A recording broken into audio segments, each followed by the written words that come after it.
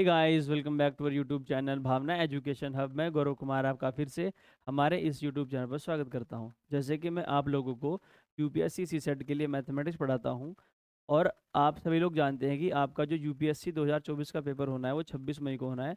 तो साथ ही साथ हम पूरा का पूरा एक बार कोर्स रिवाइज करते हैं, जिसी के लिए हमने आपके लिए एक लॉन्च किया है यूपीएससी सीसेट क्रैश कोर्स, जिसमें आज हम अपना नया चैप्टर एवरेज पढ़ने वाले हैं। इस वाली वीडियो में मैंने आपको सारे के सारे जो क्वेश्चंस हैं प्रीवियस ईयर के, वो प्लस एग्जाम ओरिएंटेड और जो क्वेश्चन बन सकते हैं वो सारे के सारे कवर कर रखे हैं। तो आइए शुरू करते हैं अपना अगला चैप्टर एवरेज।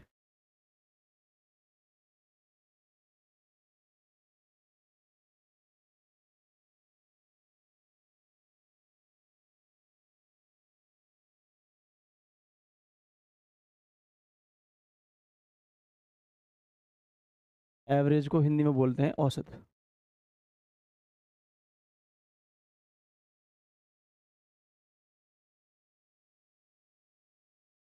इसका एक फॉर्मूला है, सम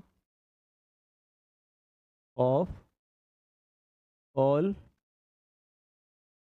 द ऑब्जर्वेशंस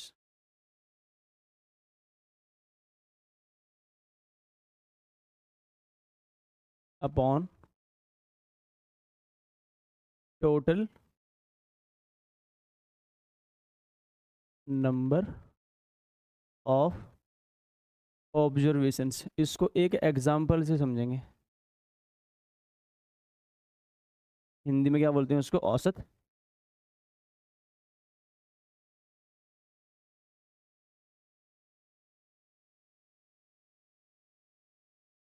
इसका मतलब होता है कुल योग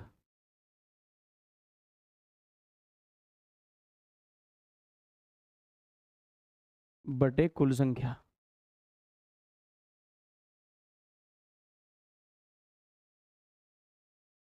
इसको समझते हैं, कुल योग बटे कुल संख्या। मान लीजिए एक घर में 4 लोग हैं। ए, बी है, सी है और डी है।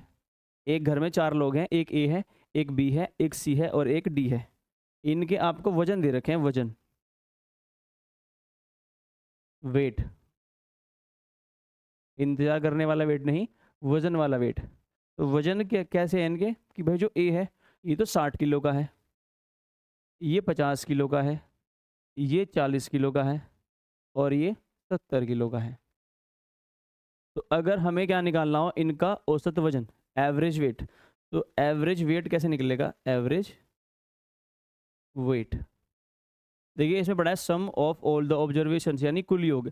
यानी कि हमें जिनका भी एवरेज निकालना है वो हमारे लिए क्या है? ऑब्जर्वेशंस है, हमें उनका योग करना है। तो 60, 50, 40 और 70 आपके जोड़ने हैं। 6 5 11 110 और 40 150, और 150 और 70 कितना होता है? 220। और फिर है टोटल नंबर ऑफ ऑब्जर्वेशंस। तो ऑब्जर्वेशन कितनी है? 1 2 3 4। तो 4 को इससे क्या, इससे 4 से इसको कर देंगे डिवाइड। 4 पंजे 20 और 4 पंजे 20, तो 55 kg क्या हो जाएगा हमारे पास? एवरेज। तो ऑब्जर्वेशंस कैसे हो सकती हैं? जैसे आपको कोई क्लास है, क्लास में सभी बच्चों का वेट दे रखा है, तो वेट ऑब्जर्वेशंस हो जाएंगी। अगर आपको दे रखा है कि सभी कक्षाओं में लंबाई, हाइट्स, वो ऑब्जर्वेशंस हो जाएंगी। तो सभी ऑब्जर्वेशन का योग upon total number of observations, तो ये मेरा क्या होता है? औसत। और इसी कॉन्सेप्ट पर हमारे सारे के सारे क्या होंगे? Questions. Question number first, UPSC 2022 में जो पूछा गया है, the average weight of A B and C 40 kg। A B और सी का औसत वजन 40 है। The average weight of B D and E is 42 kg। B D और ई का औसत वजन 42 किलो है। And the weight of F is equal to that of B. F का वजन बी के बराबर है। What is the average weight of A B C D E F. A B C D E F का औसत वजन ज्ञात करें। देखिए आसानी सवाल है, और एवरेज के यूपीएससी कभी भी भारी क्वेश्चन नहीं पूछता है।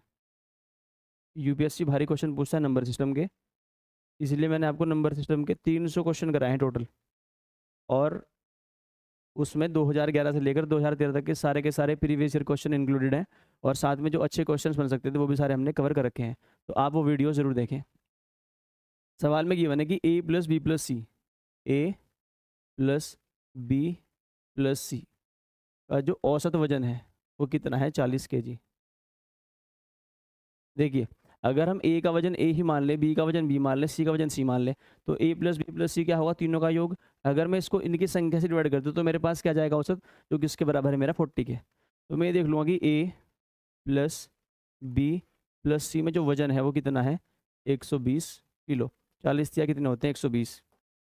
एक इन्फॉर्मेशन और है, वो ये है कि जो बी प्लस डी प्लस ई का जो औसत वजन है वो 42 kg है।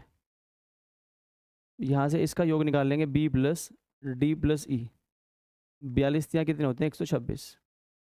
यानी बी डी और ई में जो वजन है वो कितना है, 126 किलो है।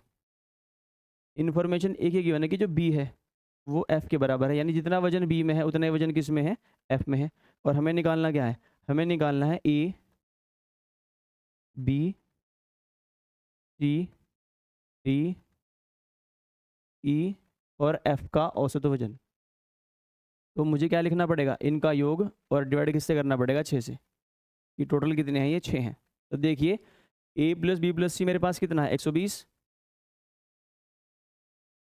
प्लस डी ई एफ, मेरे पास बी प्लस डी प्लस ई है, मेरे पास एफ नहीं है, लेकिन एफ की वैल्यू बी के बराबर है। तो जहाँ पर भी बी है वहाँ पर मैं क्या पुट कर सकता हूँ, F. F plus D plus E की जो वैल्यू होगी वो होगी 126। तो मैं डी ई एफ की जगह क्या लिख सकता हूँ, 126। और इसको डिवाइड किससे कर देंगे, 6 से। 120 और 126 240, और 240 बटे 6, 6 चौक 24 और 6 कम 6, 41 kg। 41 किलो क्या होगा, ए से लेकर एफ तक का औसत, जो कि मेरा ऑप्शन नंबर क्या होगा, सी का। नेक्स्ट, यूपीएससी 2021 में आया क्वेश्चन है, there are two classes A and B having 25 and 30 students respectively. देखिए दो क्लास है, एक ए है एक बी है, और दोनों में एक में 25 बच्चे हैं और एक में 30 बच्चे हैं। इन class A the highest score is 21, कक्षा ए में जो अधिकतम स्कोर 21 है, and the lowest score is 17, और न्यूनतम स्कोर 17 है। In class be the highest score is 30, कक्षा बी में जो अधिकतम अंक है किसी बच्चे के वो 30 है और न्यूनतम 22 है। और students are shifted from class A to class B, यदि 4 बच्चे कक्षा ए से कक्षा बी में चले जाएं तो ये जो स्टेटमेंट्स हैं इनमें से कौन सी सही हो जाएगी। पहले देखते हैं, the average score of class B will definitely decrease, कक्षा बी का औसत अंक निश्चित रूप से घटेगा। The average score of class A will definitely increase, कक्षा ए का औसत अंक निश्चित रूप से बढ़ेगा। Option only 1, only 2, both 1 and 2, neither 1 nor 2। Question थोड़ा सा क्या है, कंसेप्चुअल है। देखिए आपके पास दो कक्षाएं हैं, एक कक्षा ए है एक कक्षा बी है। एक कक्षा ए है और ए में नंबर ऑफ स्टूडेंट्स कितने हैं, 25।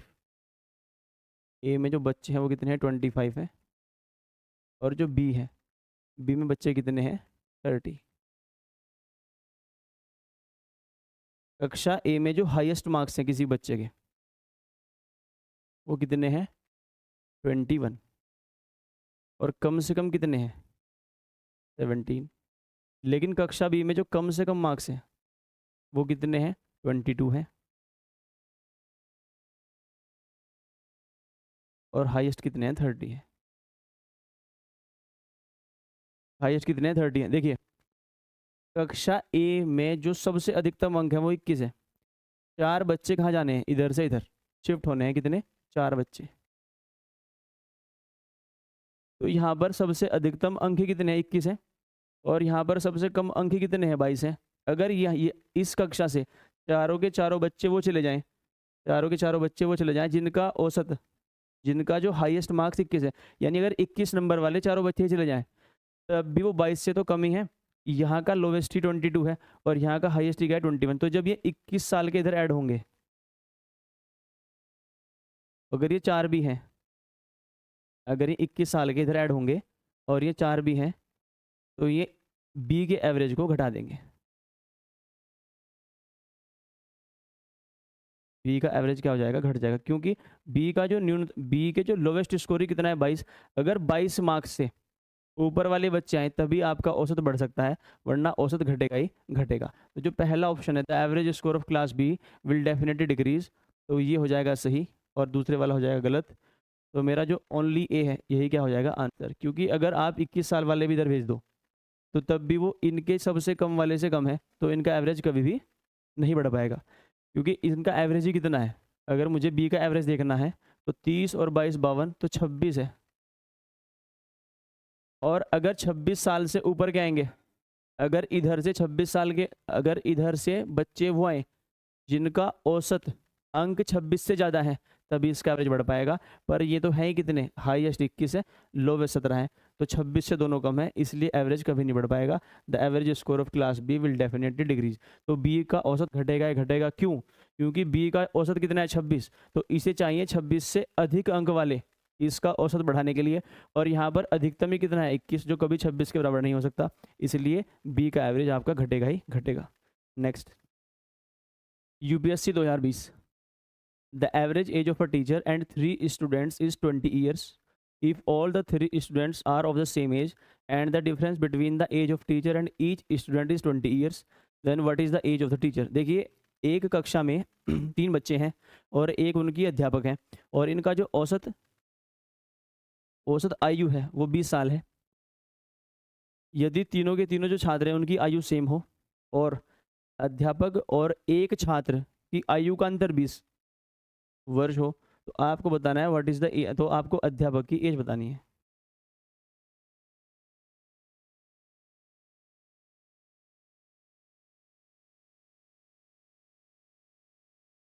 देखिए, टीचर और प्लस 3 स्टूडेंट, अगर मुझे इनका एवरेज लिखना हो तो एक तो टीचर है, 3 क्या है स्टूडेंट है, तो टोटल कितने हैं 4, और औसत कितना है 20। तो टीचर प्लस तीनों स्टूडेंट्स की आयु का योग कितना हो जाएगा 80, और इसने क्या कहा कि टीचर माइनस एक स्टूडेंट की जो आयु का अंतर कितना है 20। तो हमारे पास 2 इक्वेशन है जो कि हम कक्षा 6 से सोल्व करते आ रहे हैं, एक बार और सोल्व कर लेते हैं। यहाँ पर माइनस आएगा, यहाँ पर प्लस और यहाँ पर minus. 3s plus S 4s is equal to 80 में से 20 घटाओगे 60, एस की वैल्यू कितनी आ जाएगी 15, और एस मैंने डिनोट किया था स्टूडेंट से, यानी हर एक बच्चे की आयु कितनी है 15 वर्ष है। टीचर जो है, टीचर और बच्चे की उम्र में अंतर 15 साल का है, अगर बच्चा 15 का है तो टीचर कितने का होगा 35 का। यहाँ से भी निकाल सकते हैं, टीचर माइनस स्टूडेंट कितना है 15 इज इक्वल टू 20, तो टीचर कितने का जाएगा 35 साल का। तो टीचर की जो आयु है वो कितनी है 35 वर्ष है। Next, UPSC 2020, in class A there are 3 groups A B and C. If 1 student from group A and 2 students from group B are shifted to group C, then what happens to the average weight of a student of class? It increases, it decreases, it remains the same. No conclusion can be drawn due to insufficient data.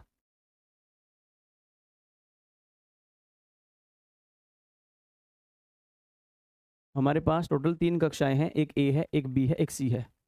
एक ए है, एक B है और एक सी है। कक्षा ए में से एक छात्र कहाँ गया? ग्रुप सी में। और बी में से 2 छात्र कहाँ गए? ग्रुप सी में। यहाँ से तो एक बच्चा कहाँ गया? ग्रुप बी में। और इसमें से 2 बच्चे कहाँ गए? ग्रुप सी में।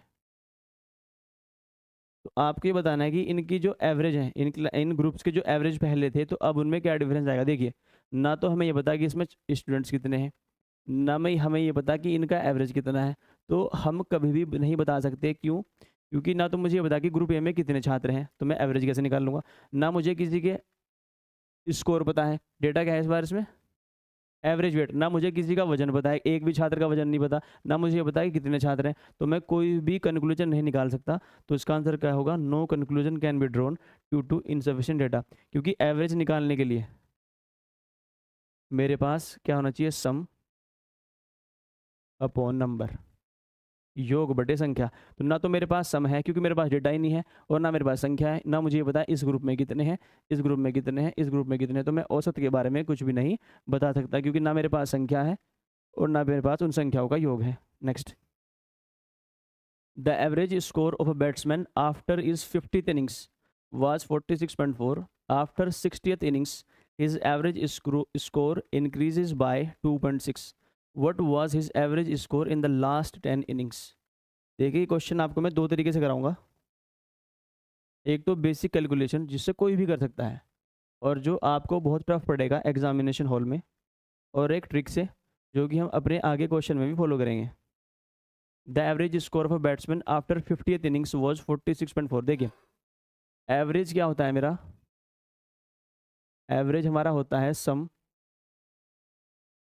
Upon number. अगर मुझे सम निकालना हो हम क्या करते हैं, एवरेज की मल्टीप्लाई इसमें कर देते हैं नंबर्स में, टोटल नंबर जितनी मेरी नंबर ऑफ ऑब्जर्वेशंस होंगी। तो मुझे सम निकालना है 50 इनिंग का, मुझे क्या चाहिए सम 50 इनिंग का। तो 50 इनिंग का एवरेज कितना है 46.4 और इनिंग्स कितनी है 50। तो मुझे इनका योग निकालना है। तो 5 चौक 20, 5 अंक 30 और 2 22, 5 अंक 30 और 2 32 और 5 चौक 20 और 3 23। तो 2320 मेरे पास उन 50 इनिंग्स का क्या है सम है। अब मुझे सम निकालना है, ये तो मेरे पास 50 इनिंग का सम है। अब मुझे सम निकालना है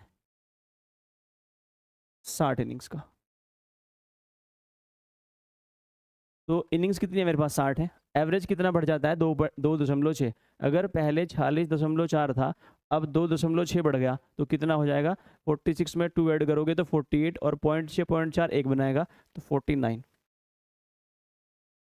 और इनिंग्स कितनी है 60। तो 0 6 नम 54 6 चौक 24 और 5 29। तो 60 इनिंग्स का जो योग है वो इतना है और 50 इनिंग का योग इतना है। अगर आप इसमें से घटा दोगे तो आपके पास सम किसका आएगा 10 इनिंग्स का, और वो कितना आएगा 620। पर मुझे इनका सम नहीं बताना, मुझे क्या बताना है इनका औसत। तो औसत के लिए हम क्या करते हैं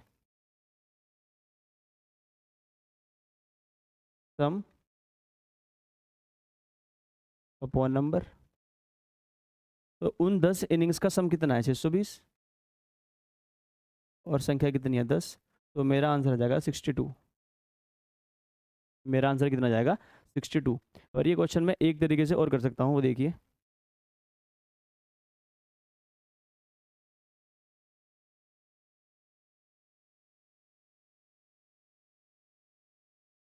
और आगे हम क्वेश्चन उसी तरीके से करेंगे। The average score of batsman after is 50th innings was 46.4। देखिए जैसे ही 50 इनिंग का औसत 46.4 है, जैसे ही अगली 10 इनिंग जोड़ी गई यानी 60 इनिंग के बाद औसत देखा गया, जैसे ही आपने अगली 10 इनिंग जोड़ी उससे क्या हुआ जो आपका एवरेज है वो 2.6 बढ़ गया। इस बात का कंक्लूजन ये है कि जो अगली 10 इनिंग है उनका जो एवरेज है वो 46.4 से ज़्यादा है, तभी तो ये एवरेज बढ़ा है। तो जो तुम्हारी इनिंग्स है, जो तुम्हारी आगे की 10 इनिंग है तो उनका जो औसत वजन है वो 46.4 से तो ज़्यादा है। कितना ज़्यादा है वो देखते हैं। देखिए पहले हमारी इनिंग्स कितनी थी 50, उसमें 10 ऐड हो गई तो कितनी बच गई 10। आपको ये 10 का मल्टीप्लाई करना है यहाँ पर। 60 इनिंग्स हैं और डेविएशन कितने का है देखिए 2.6 का क्या है आपके पास चेंज 2.6। तो ये सम निकल जाएगा उन 10 की 10 इनिंग्स का।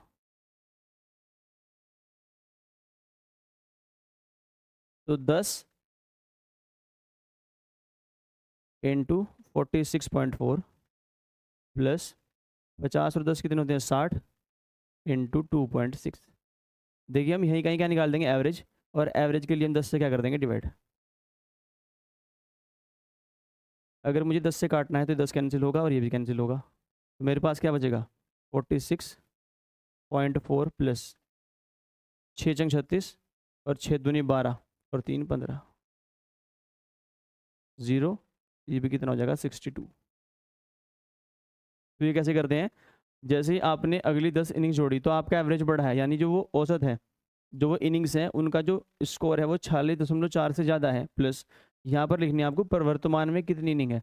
वर्तमान में 60 है, 50 से 10 बढ़ी है, ये 10 यहाँ पर आपको क्या करना है मल्टीप्लाई। अगर ये 5 बढ़ती तो आप 5 मल्टीप्लाई करते, अगर 4 बढ़ती तो 4 मल्टीप्लाई करते। यहाँ पर इंटू क्या करेंगे, जो आपका औसत में बदलाव आया है वो कितना है 2.6 का, तो इससे आपका आंसर 5 या 10 सेकंड में निकल जाएगा। Next, UPSC 2019, the average marks of 100 students are given to be 40, it was found later that marks of one student were 53 which were misread as 83, the corrected mean marks are. देखिए 100 बच्चे हैं जिनका औसत 40 है, यह पाया गया कि एक बच्चा था उसके जो अंक हैं वो 53 थे, लेकिन लिखे कैसे गए 83।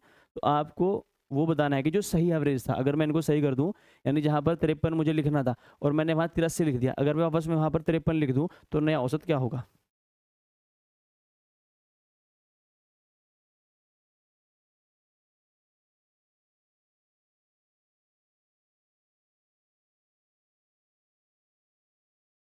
देखिए पहले बेसिक से करते हैं। अगर मुझे सम निकालना हो, सम किसका, तो कि 100 स्टूडेंट का, तो वो कैसे निकलता है, एवरेज और इनटू जो संख्या है, तो सम कितना है मेरे पास 4000।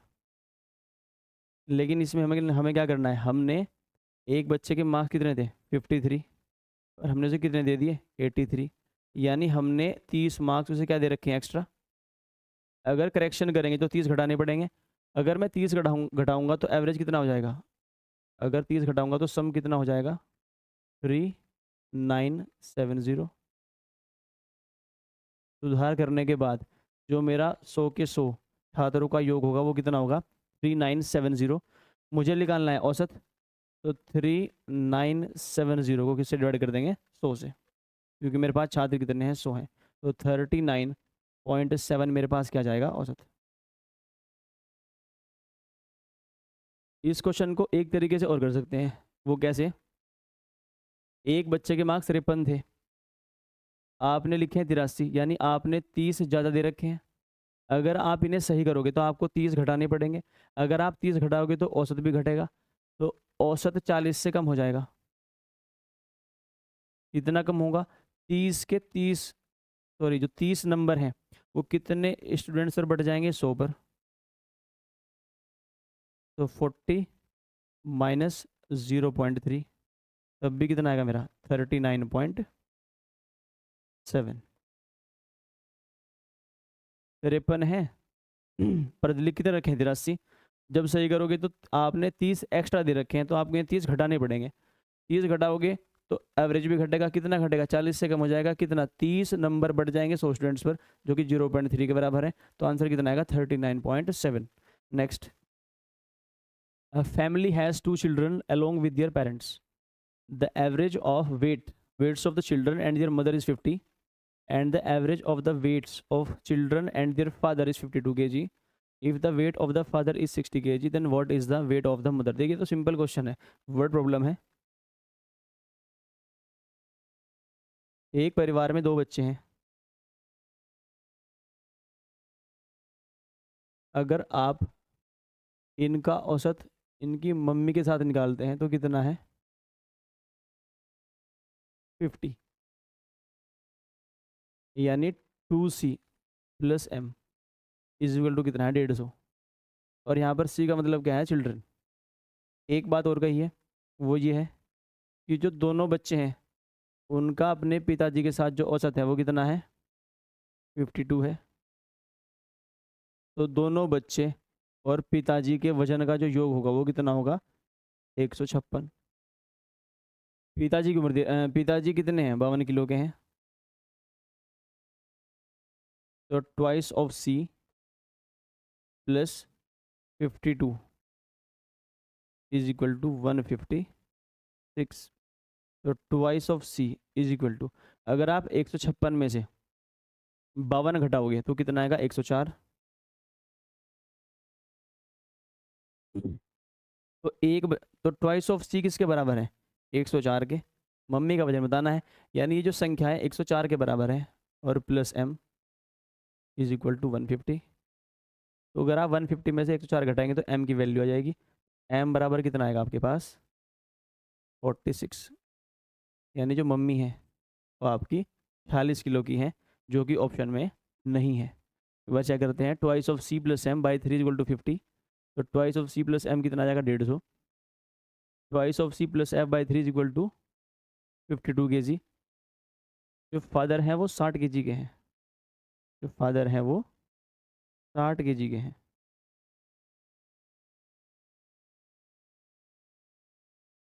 गलती जल्दी मिल गई, वरना क्वेश्चन दोबारा करना पड़ता सारा। देखिए जो फादर हैं वो कितने हैं, 60 kg के हैं। 52 तो औसत है उनका, ये 60 किलो के हैं। अगर यहाँ पर हम 60 रखेंगे तो कितना आएगा, 156। तो ट्वाइस ऑफ सी की वैल्यू कितनी आ जाएगी, 6, और 15 में 6 गया 9। यानी दोनों जो बच्चों का वजन का योग है वो कितना है, 96 है। तो यहाँ पर 96 लिख देंगे, plus M is equal to 150। तो मम्मी का वजन कितना आ गया, 150 में से अगर 96 घटाएंगे तो 54, यानी जो माता जी हैं वो हमारी 54 kg की हैं इस क्वेश्चन में। और 54 kg मेरा ऑप्शन नंबर क्या है, सी है। तो देखिए यूपीएससी इतने भारी सवाल नहीं पूछता है। The average rainfall in a city for the first 4 day was recorded to be 0.4 inch. The rainfall on the last 2 days was in the ratio of 4:3. The average of 6 days was 0.5 inch. What was the rainfall on the 5th day? देखिए हम Monday to Saturday का data मान लेते हैं, क्योंकि Monday to Saturday दिन कितने होते हैं, 6। इसने कहा है सवाल में कि जो मंडे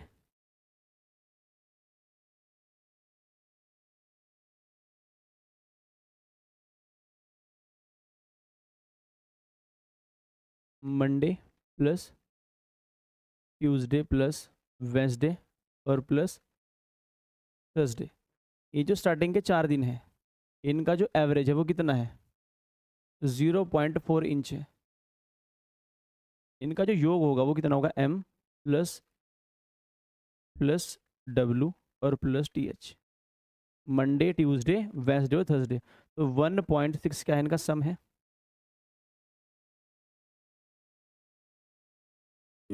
और इसने कहा है कि जो आखिरी के 2 दिन है, दिन कौन से, फ्राइडे और सैटरडे, उनका जो एवरेज रेनफॉल है, जो उनका रेनफॉल है वो 4:3 में है। यानी अगर एक का 4 है तो दूसरे का 3 है।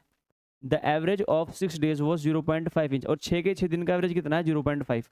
तो Monday plus Tuesday plus Wednesday plus Thursday plus Friday और प्लस सैटरडे।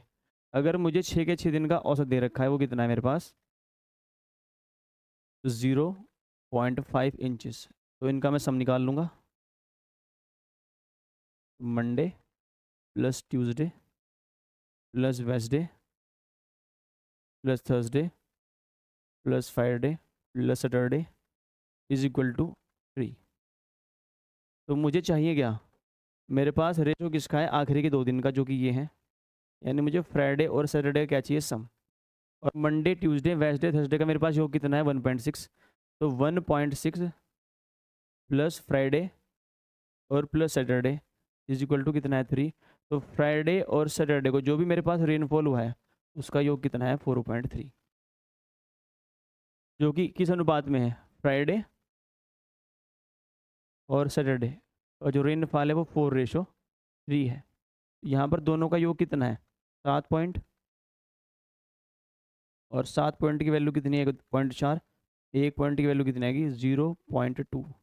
हमें निकालना है 5th डे, तो हमें निकालना है 5th डे। तो 5th डे कौन सा है मेरा, फ्राइडे। 1 2 3 4 5, फ्राइडे का कितना है, 4 पॉइंट। तो 4 पॉइंट की वैल्यू कितनी हो जाएगी, 0.8।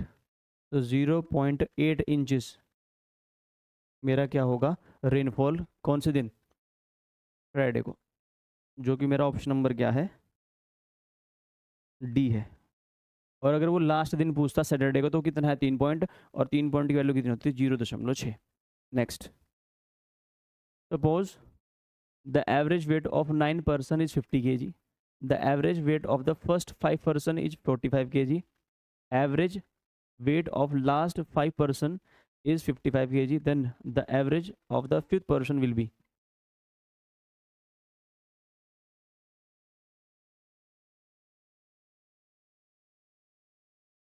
देखिए आपको क्या दिया है, 9 लोगों का औसत वजन दिया है, तो हम निकालेंगे सम। जो हमारे पास में 9 लोग हैं उनका सम कितना होगा, एवरेज कितना है 50 इंटू कितने लोग हैं 9, तो मेरे पास योग कितना होगा 450।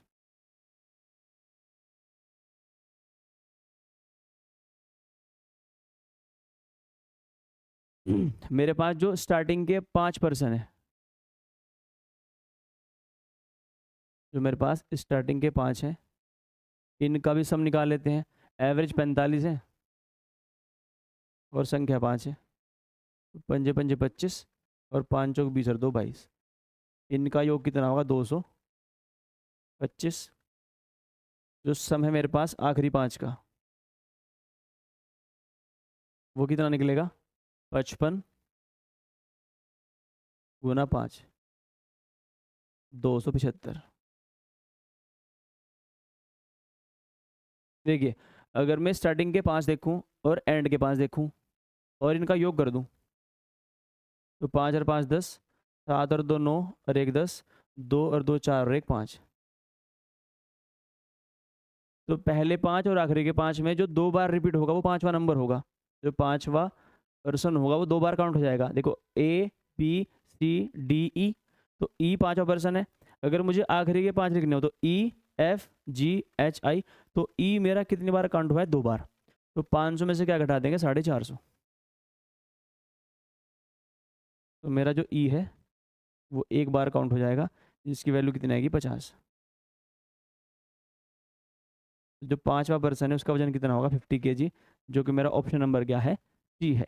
Next, UPSC 2016, the average monthly income of a person in a certain family of 5 is rupees 10,000। What will be the average monthly income of a person in the same family if the income of one person is increased by 1.2 lakh, यानी 1,20,000 per year.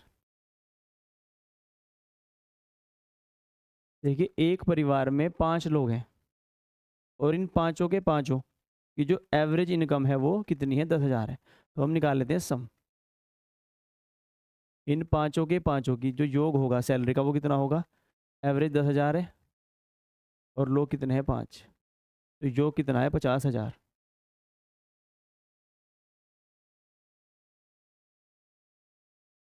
What will be the average monthly income of a person in the family, same family, if income of one person, इसमें से कोई एक आदमी है उसकी salary कितनी बढ़ गई 1,20,000 पर ईयर, तो महीने में कितनी बढ़ गई 12 से भाग कर लेंगे। यानी कोई एक बंदा था इन पांचों में से, उसकी सैलरी अगर पहले 20,000 थी तो अब कितनी होगी 30,000। अगर पहले 5,000 थी तो कितनी हो चुकी है 15,000। अगर पहले 25,000 थी तो 35,000 हो चुकी है। यानी एक बंदे की जो मंथली सैलरी है वो 10,000 बढ़ चुकी है। तो जो योग होगा, जो पांचों का योग पहले था उसमें कितने की बढ़ोतरी हो जाएगी 10,000 की। तो अब पांचों का योग कितना है 60,000। अगर मुझे पांचों का क्या निकालना औसत, तो 60,000 को किससे भाग करेंगे टोटल संख्या से, वो कितनी है 5, तो 12,000 मेरे पास क्या होगी पर व्यक्ति की औसत आय इस परिवार की, जो कि मेरा ऑप्शन नंबर क्या है ए है। नेक्स्ट देखिए, अब तक हमने की है यूपीएससी ने जो प्रीवियस ईयर में क्वेश्चंस पूछे हैं वो। अब हम करेंगे उन पर बेस्ड कुछ और क्वेश्चंस या कुछ नए क्वेश्चन जिनकी संभावनाएं बन सकती हैं एग्जामिनेशन में आने की, तो सारे क्वेश्चन हम डिस्कस करेंगे। पहला सवाल है, a batsman scored 87 runs in 17th innings due to which his average increased by 3 points, then find his present average। ये कोई बल्लेबाज है और उसने 17वीं पारी में 87 रन बनाए, जिसके कारण उसका जो औसत है वो 3 पॉइंट बढ़ जाता है। तो आपको बताना है उसके वर्तमान एवरेज क्या है। देखिए, 17वीं पारी से पहले उसने 16 पारियां खेली होंगी। हम मानते हैं कि 16 पारियों में उसका एवरेज एक्स है। 16 पारियों में उसका एवरेज कितना है एक्स है। तो सभी रन्स कितने हो जाएंगे 16 गुना एक्स प्लस अगली पारी में कितने रन बनाता है वो 87 इज इक्वल टू, तो पारियां कितनी हो चुकी हैं 17 और औसत कितना हो चुका है एक्स प्लस 3। देखिए, बल्लेबाज को जो एवरेज होगा वो क्या होगा, एवरेज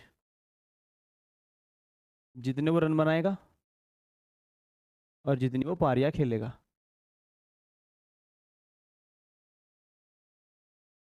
तो हमने उसका जो एवरेज कितना माना था x, अगर मुझे रन देखने हो तो मुझे एवरेज को किससे मल्टीप्लाई करना पड़ेगा, इनिंग से। तो एवरेज मैंने x माना है, और 17वीं पारी से पहले कितनी पारियां खेल रखी होंगी, 16। तो 16x प्लस 87, तो ये उसके 17 पारी तक के रन है, और इक्वल टू 17 पारियां हैं, और एवरेज कितना बढ़ चुका है, x+3। इसको सोल्व करते हैं। 16x plus 87 is equal to 17x plus 51। x की वैल्यू कितनी हो जाएंगी, 7 में से 1 गया 6, और 8 में से 5 गया 3, 36। लेकिन पूछा गया है उसका वर्तमान औसत, यानी 17वीं पारी के बाद का औसत, जो कितना है x+3। तो 36 में आप कितने जोड़ोगे, 39। और अगर ऑप्शन में 36 हो तो जल्दीबाजी में आप 36 टिक नहीं करोगे। अगर वह पूछता कि उसका पहले का औसत ज्ञात करें तो आंसर 36 होता, लेकिन उसने वर्तमान पूछा है, तो वर्तमान क्या है, 3 बढ़ चुका है, तो कितना हो चुका है, 39। Next. The run rate of a team in the first 20 overs was 4.5. If the team required 282 runs to win, what would be the run rate of the team in the next 30 overs? देखिए 50 over का कोई match है, और किसी को जीतने के लिए 282 रन चाहिए।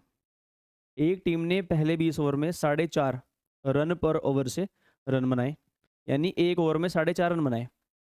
तो अगले 30 ओवर में उसे हर एक ओवर में कितने रन बनाने पड़े ताकि वो मैच को जीत जाए। तो ये तो बड़ा ही आसान सवाल है, क्योंकि भारत में हो तो क्रिकेट का तो आपको सबको पता ही होगा। देखिए 20 ओवर में हमने 4.5 रन पर ओवर से 90 रन बना लिए हैं। हमें बनाने कितने हैं, 282। जीतने के लिए 282 चाहिए, जिसमें से हमने 90 बना लिए। हमें कितने बनाने हैं, 192। यानी अगर हमें जीतना है तो हमें 192 रन और बनाने पड़ेंगे। बनाने कितने ओवर में, 30 ओवर में, तो 192 को किससे भाग कर देंगे, 30 से।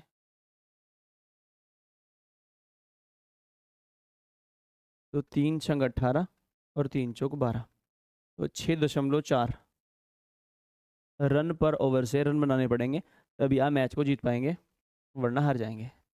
Next. A batsman average of 42 innings is 30 points. The difference between his maximum and minimum innings is 100.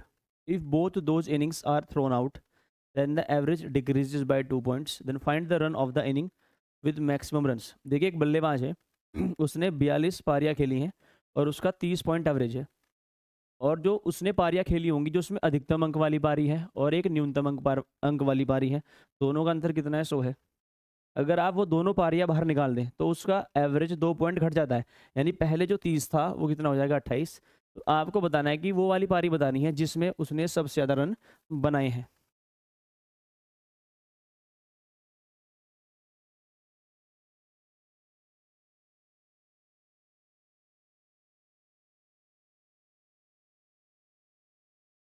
देखिए एच मानते हैं हाईएस्ट, एल मानते हैं लोएस्ट। अगर मुझे हाईएस्ट और लोएस्ट का सम लिखना है, क्योंकि मुझे क्वेश्चन में क्या गिवन है, highest minus lowest is equal to 100। तो 42 पारियों में जो मेरा औसत है वो कितना, 30 है। जैसे ही 2 पारियां बाहर निकालता हूँ तो मेरा एवरेज घट जाता है। देखिए अगर इसको मैं बेसिक से करना चाहूँ, अगर मुझे 42 पारियों के बैट्समैन के रन निकालने हैं, 42 पारियों के, तो मैं क्या करूँगा, जितना उसका एवरेज है उसको किससे मल्टीप्लाई करूँगा, उसकी इनिंग्स से। 42 दिया 126, तो उसने 42 पारियों तक 1260 रन बना दिए हैं।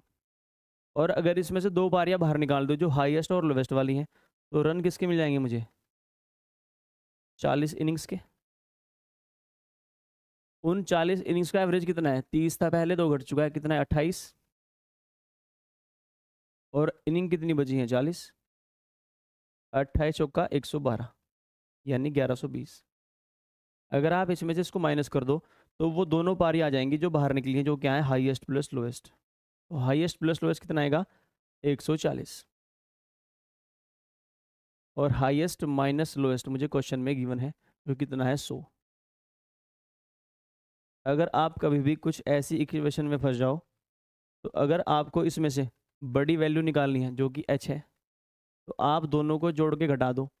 तो 240 बटे 140, 240 बटे 2 170।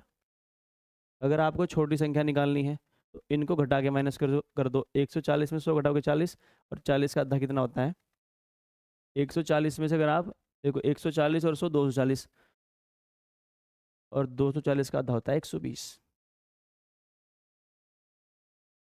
अगर मुझे लोवेस्ट निकालनी है तो घटा के आधा कर दो, तो कितना आएगा 20।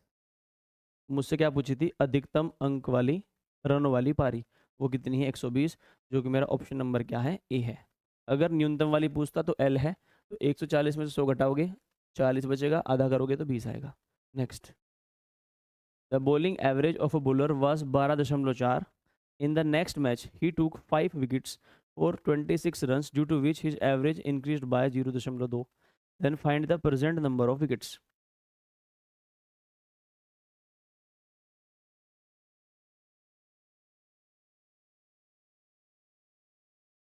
ठीक है, बल्लेबाज का औसत अलग होता है और गेंदबाज का अलग। अगर आपको किसी बॉलर का एवरेज निकालना है तो एवरेज कैसे निकलता है, उसने कितने रन दिए और कितने विकेट लिए, ये क्या होता है आपके पास बल्लेबाज का औसत। अगर कोई बैट्समैन कम से कम तो रन दे और ज़्यादा से ज़्यादा विकेट ले, तो अगर रन कम से कम देगा और विकेट ज़्यादा से ज़्यादा लेगा तो एवरेज भी तो बहुत कम आएगा। अगर ये ऊपर वाली वैल्यू घटती चली जाए और ये वैल्यू बढ़ती चली जाए, यानी न्यूमरेटर अंश तो बढ़ रहा है घट रहा है और आपका हर बढ़ रहा है, तो एवरेज तो बहुत कम आएगा। तो बल्लेबाज के गेंदबाज के केस में क्या होता है, जितना औसत कम होगा उतना ही अच्छा क्या होगा गेंदबाज।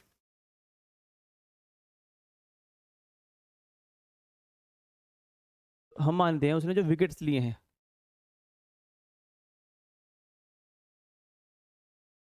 वो लिए हैं एक्स, तो एवरेज को अगर मैं विकेट्स में जोड़ दूंगा, अगर एवरेज को विकेट्स में क्या करते हैं मल्टीप्लाई, तो क्या निकल जाएंगे रन। एवरेज कितना है हमारे पास 12.4,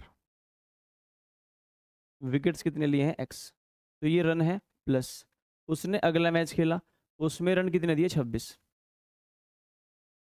तो टोटल रन ये हैं उसके, उस बल्लेबाज ने टोटल रन ये कंज्यूम किए हैं अपॉन विकेट कितने हो चुके हैं, पहले एक्स थे 5 और ले लिए, यही तो एवरेज है उसका। और ये कितना बढ़ चुका है 0.2। देखिए इंक्रीज होने का मतलब क्या है, सुधार, यानी 0.2 का क्या हुआ है सुधार। और गेंदबाज का औसत जितना कम होगा उतना ही क्या होगा फायदेमंद। तो 12.4 पहले था, तो 0 का सुधार अगर हुआ है तो वो घट जाएगा और कितना हो जाएगा 12.2। क्योंकि गेंदबाज के लिए सुधार कब है, जब उसका एवरेज घटेगा। ये किसके बराबर होगा 12.2। इसको सॉल्व करते हैं, 12.4x plus 26 is equal to 12.2x plus 12 × 5 = 60 और 5 दूनी 10 61। तो 0.2x की जो वैल्यू है वो कितनी आएगी, 61 में से 26 कटाओगे 35, x की वैल्यू कितनी आएगी 350, अगर पॉइंट हटा देंगे और 2 से कर देंगे डिवाइड, इज इक्वल टू 170। यानी जो ये गेंदबाज है इसने 170 विकेट ले चुका था, बताना क्या था वर्तमान में, और इसने अगले मैच में 5 विकेट और लिए, ये 175 आएगा। यानी कि जो मैच इसका लास्ट वाला था जिसमें इसने 26 रन देकर 5 विकेट लिए थे, उससे पहले ये 175 विकेट ले चुका था। तो आप क्या करोगे, इसमें 5 और ऐड करोगे,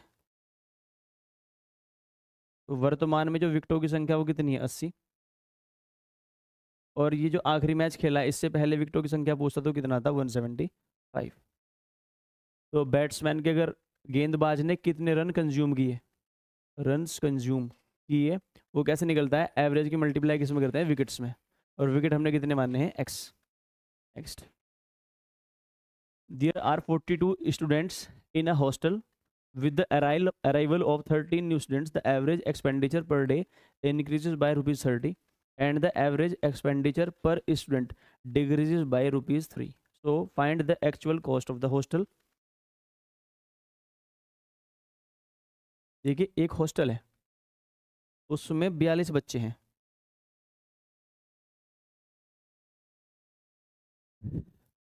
हम मानते हैं कि जो एवरेज खर्च है, एवरेज खर्च है हर एक बच्चे का वो एक्स है।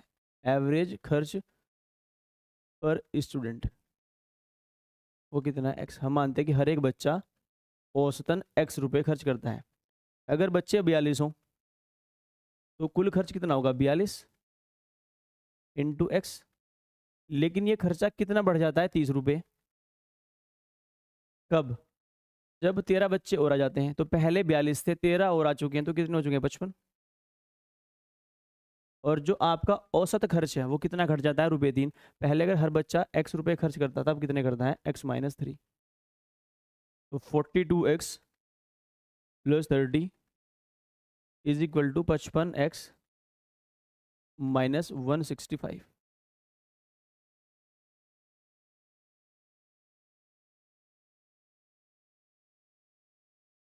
तो 55 में से 42 घटाएंगे तो कितना बचेगा, 13x is equal to 195। X की वैल्यू कितनी आएगी, 15। यानी पहले हर एक बच्चा औसतन डेली 15 रुपये खर्च करता था। हमें क्या बताना है, एक्चुअल कॉस्ट। एक्चुअल को जो पहले की है, वास्तविक लागत, वो कितनी है, वो सिर्फ ये है। क्योंकि 30 रुपये तो कब बढ़े थे, जब 13 बच्चे और आए थे।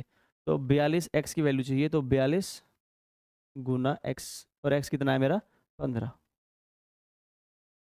15 दूनी 30 और 15 चौका 60 और 3 63। तो 630 रुपये वास्तविक क्या था, खर्च हॉस्टल का पर डे। अगर वर्तमान का पूछता तो आप 30 रुपये ही बढ़ा देते हैं। Next, 5 years ago the average age of husband and wife was 23 years। 5 साल पहले एक पति और पत्नी की जो औसतन आयु थी वो 23 वर्ष थी। Currently the average age of husband wife and their son was 20 years. वर्तमान में पति है, पत्नी है, एक बेटा भी है, और जो औसत आयु है वो कितनी है, 20 साल है। तो आपको बताना है कि बेटे की वर्तमान उम्र कितनी है।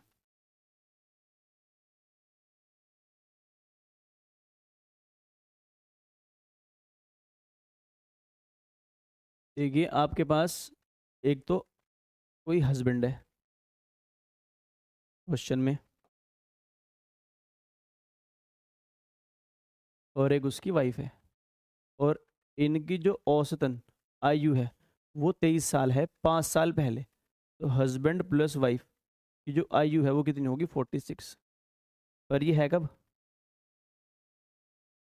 5 साल पहले, 5 years ago।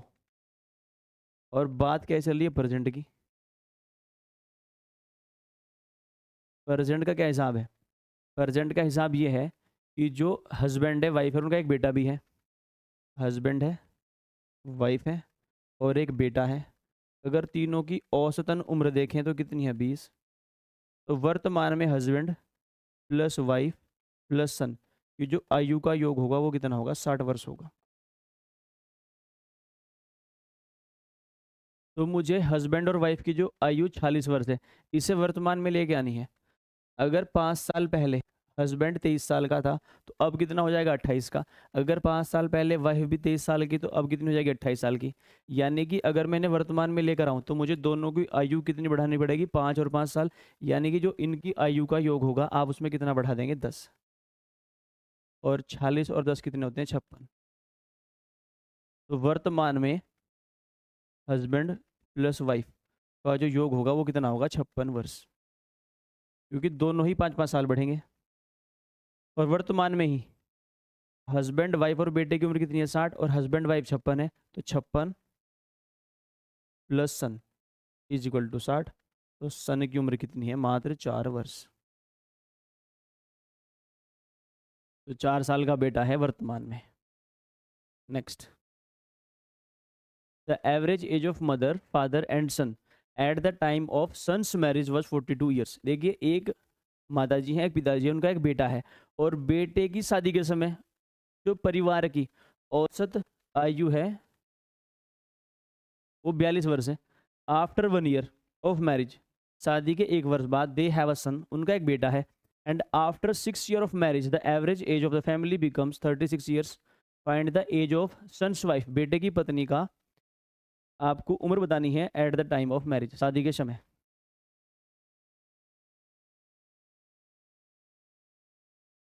बड़ा प्यारा सवाल है ये, क्योंकि इसमें शादी भी हो चुकी और बच्चे भी हो चुके। The average age of mother, देखिए मदर है, फादर है और इनका एक बेटा है। और बेटे की शादी के समय इन तीनों की जो औसतन आयु थी वो कितनी थी? 42 वर्ष। तो मदर प्लस फादर और इनका बेटा, तीनों का सम कितना हो जाएगा? 126 वर्ष। शादी के 1 साल बाद इन्हें एक बेटा हुआ है और 6 वर्ष बाद, यानी ये 6 साल पहले की बात है, 6 ईयर एगो। और प्रेजेंट में क्या है? प्रेजेंट में मदर है, फादर है और इनका बेटा है, बेटे की पत्नी है और इनका एक बच्चा भी है। टोटल लोग कितने हैं? 5 हैं और एवरेज कितना है? 36। तो मदर फादर प्लस सन की वाइफ और प्लस इनका बच्चा, इनकी जो उम्र का योग होगा वो होगा 180। 36 पंजे कितने होते हैं? 180। और 6 साल पहले इन तीनों का जो योग है वो कितना है? 126। तो हम क्या करते हैं, प्रेजेंट में लेके आते हैं किसको? मदर प्लस फादर प्लस इनका बेटा। तो हर एक की उम्र 6 साल बढ़ेगी, तो तीनों की उम्र कितनी बढ़ जाएगी? 18 वर्ष। तो इसमें आप 18 क्या करेंगे? ऐड। यानी कि वर्तमान में इन तीनों की जो आयु का योग कितना है? 144। तो मदर फादर और सन, इन तीनों की उम्र कितनी है? 144 प्लस वाइफ और plus child is equal to 180। तो यहाँ से कंक्लूजन क्या निकलेगा? जो वाइफ है और प्लस चाइल्ड है, इन दोनों की जो उम्र का समय है वो कितना है? 36 वर्ष।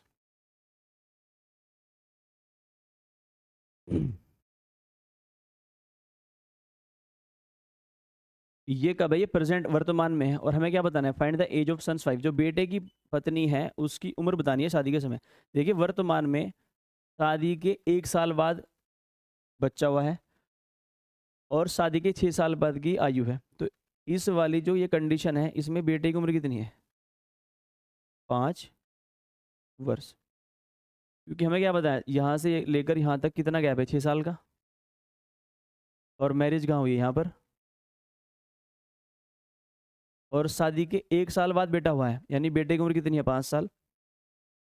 वर्तमान में जो पत्नी की आयु है वो कितनी है? 31 वर्ष। वर्तमान में जो वाइफ है वो कितने साल की है? 31 साल की। हमें बताना है कब? जब उसकी शादी हुई थी। और शादी कब हुई थी? 6 साल पहले। तो इसमें से आप क्या घटा देंगे? 6।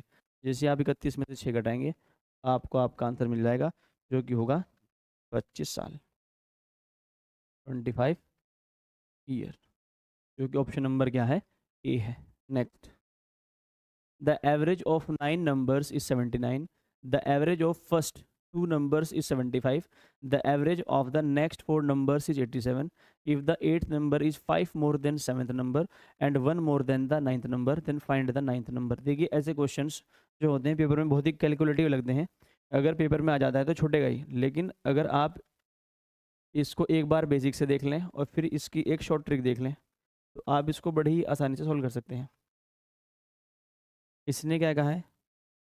The average of 9 numbers is 79। पहले बेसिक से करते हैं, तो मैं सम लिखूंगा 9 संख्याओं का। वो क्या आएगा? इनका एवरेज और कुल संख्या है। तो 9 9 जा 81 और 9 सत्ते 63 और 8 71। यानी कि जो 9 संख्या है उनका जो योग है वो कितना है? 711। अब लिखेंगे हम स्टार्टिंग की 2 संख्याओं का योग, सम। एवरेज 75 है, संख्या 2 है, तो कितना आ जाएगा मेरे पास? 150।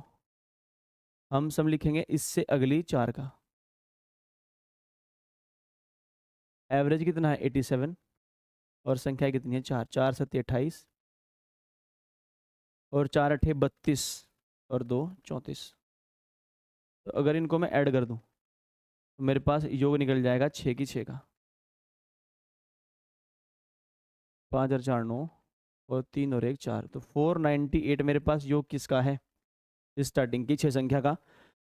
और स्टार्टिंग की जो 9 संख्या है उनका योग कितना है? 711। तो जो मेरे पास लास्ट की 3 संख्या बची हैं, लास्ट 3, मुझे इनका योग लिखना होगा। तो मैं इसमें से क्या माइनस कर दूंगा? ये। तो 11 में से 8 गया, कितने बचेंगे? 3। 10 में से 4 गया, 11 में से 8, ये घटाना है 11। जो मुझे माइनस करना है वो ये करना है, ये 11 में से 8 गया 3, और 10 में से 9 गया 1, और 6 में से 4 गया 2। यानी कि जो मेरे पास 3 नंबर्स बचे हैं, 8वां 9वां 7वां 8वां और 9वां, उनका योग कितना है? 213। और उनमें एक रिलेशन गिवन है मुझे, वो क्या है? इसने कहा है कि जो 8वां नंबर है वो 5 ज़्यादा है 7वें नंबर से। ठीक है, 7th नंबर, 8th नंबर और 9th number. The 8th number is 5 more than 7। अगर ये x है तो ये इससे 5 ज़्यादा है। And 1 more than the 9th number, जो 8वीं संख्या है वो 1 ज़्यादा है किससे? 9वीं संख्या। 8वीं इससे ज़्यादा है तो ये कितनी हो जाएगी? x+4। अगर मैं इनका योग करूं तो x x x 3x, तो ये 3x+9 है बराबर। और इन तीनों संख्याओं का योग कितना है मेरे पास? 213। तो 3x की वैल्यू कितनी हो जाएगी? 204। जो मेरा x है, x की वैल्यू कितनी हो जाएगी? 68। और मुझसे पूछा क्या? 9th नंबर, और 9th नंबर है क्या? x+4, और 68 और 4 कितने होते हैं? 72। तो 72 क्या हो जाएगा इसका आंसर? लेकिन इसे मैं एक और तरीके से करूँगा, क्योंकि इसमें अगर डेटा भारी हुआ तो ये बहुत ही कैलकुलेटिव पड़ेगा आपको। तो आप इसको कॉपी कर लीजिए, मुझे इसे रब करना है क्योंकि मुझे इसे दूसरे मेथड से भी सॉल्व करना है।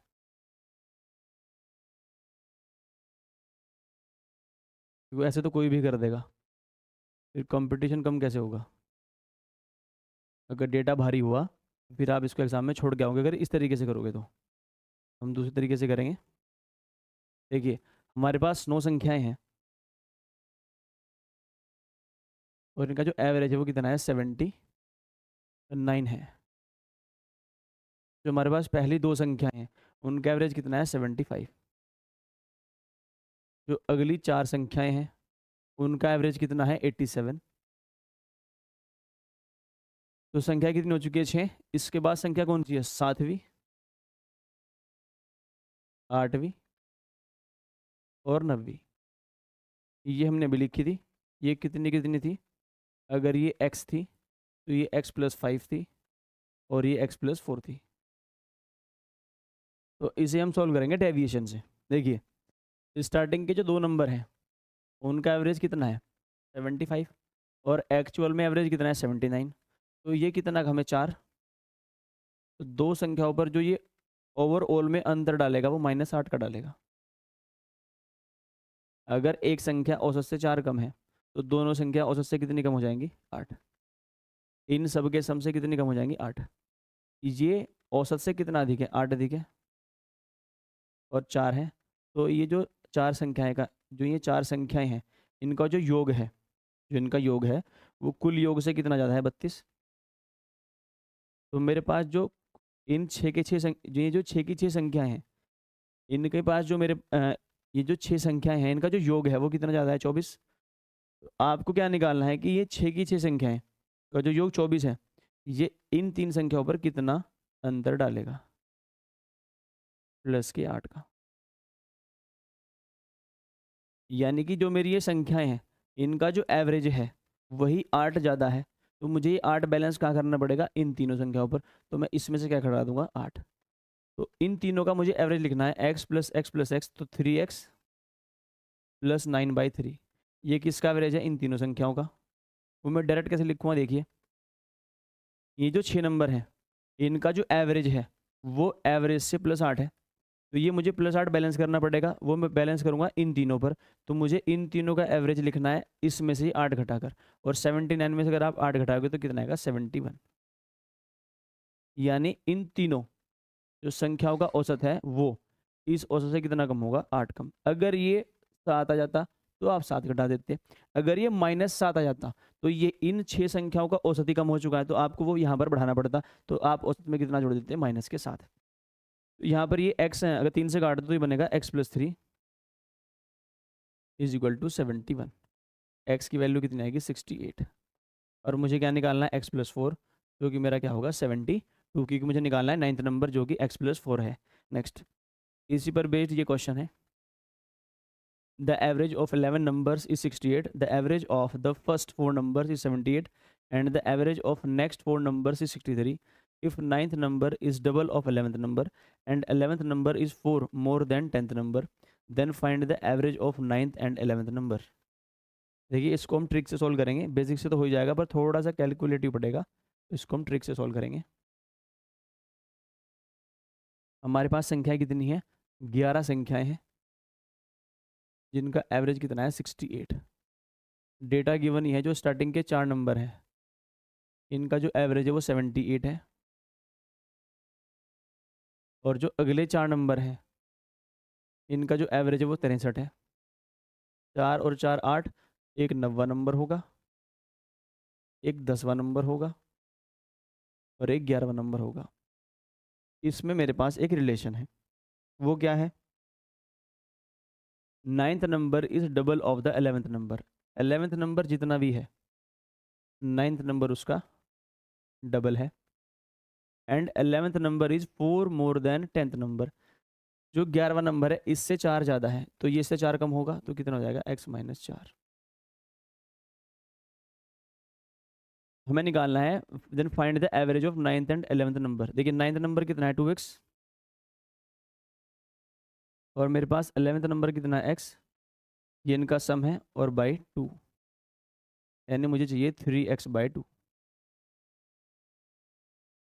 तो मुझे पहले क्या निकालना है x, तो डेविएशन से करते हैं। 68 से ये औसत कितना ज़्यादा है 10, यानी इन चारों संख्याओं का जो सम है वो कितना ज़्यादा है 40। ये औसत से कितना कम है 5, तो इन चारों संख्याओं का जो योग है वो कितना कम है कुल सम में से 20। तो यानी कि जो मेरा ये जो संख्या है मेरे पास 8, इन संख्याओं का जो योग है वो 20 से ज़्यादा है इस योग में, तो हम इसका डेविएशन इन 3 पे निकालेंगे। यानी कि मुझे मेरा जो ये 20/3 एवरेज है, ये बैलेंस क्या करना पड़ेगा इन पर, इनको इनका औसत देखते हैं 3x - 4/3। ये औसत किसका है इन तीनों का, ये मेरा औसत कितना बढ़ रहा है 20/3, बैलेंस करूँगा यहाँ पर, तो 68 में से मैं कितना घटाऊंगा 20/3, 68 - 20/3, तो 3x - 4/3, 68 या 204, 204 में से 20 घटाओगे 184/3, 3 से 3 कैंसिल, तो 3x की वैल्यू कितनी आएगी 180। ये 3x नहीं 4x है।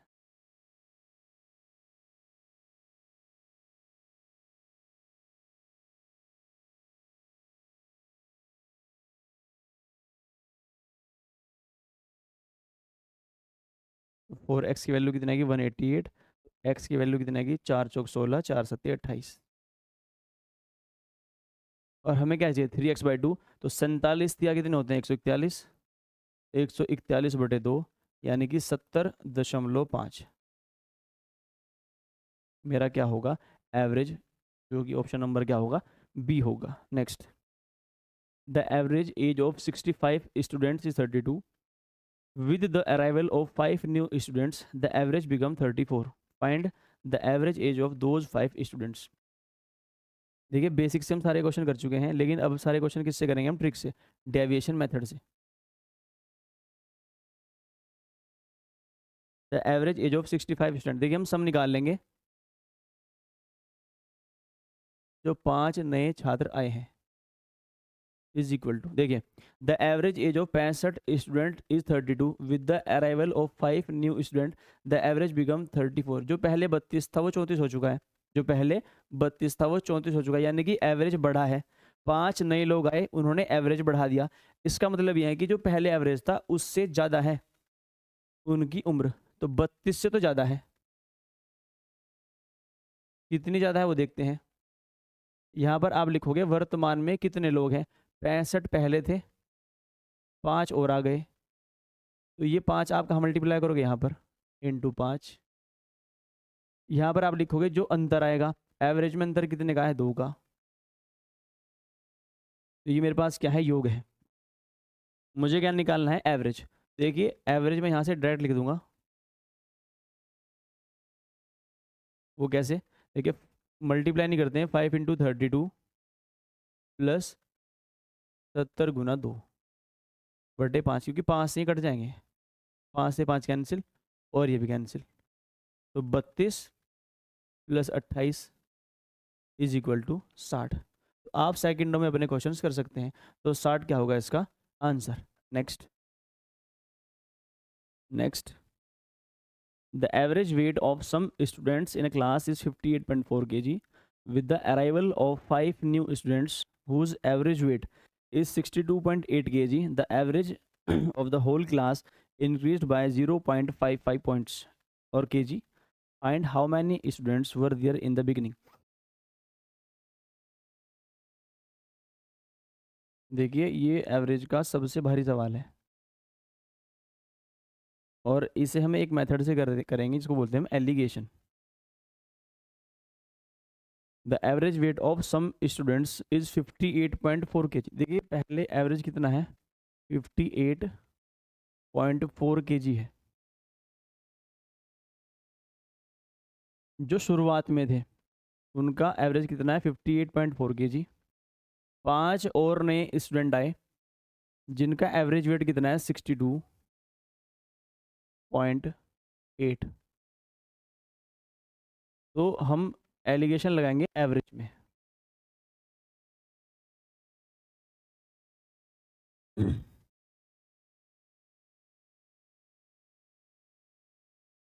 देखिए हमारे पास कुछ स्टूडेंट हैं, हम मानते हैं हमारे पास एक्स स्टूडेंट हैं जिनका एवरेज 58.4 है, और 5 नए स्टूडेंट आते हैं जिनका एवरेज कितना है, 62.8। तो अगर ये सारे के सारे मिक्स हो जाएं तो कंबाइन एवरेज कितना बढ़ जाता है, 0.55। जो पहले एवरेज 28.4 था वो 0.55 बढ़ जाता है। जो 58.4 था वो 0.55 बढ़ जाता है। तो बढ़ने के बाद कितना हो जाएगा, 58.95। तो यहाँ पर लिखेंगे हम कंबाइन एवरेज, जो कितना हो चुका है, 58.95। तो अगर हम इसमें एलिगेशन लगाएं जो कि मैं रेशो वाले चैप्टर में आपको डिटेल में पढ़ाऊंगा, तो इसमें से हम जो टर्म बड़ी होगी उसमें से छोटी टर्म्स निकालेंगे, और लास्ट में जो रेशो आएगा वो आएगा number of students, number of students. यहाँ पर जो रेशो आएगा वो नंबर ऑफ स्टूडेंट्स का आएगा।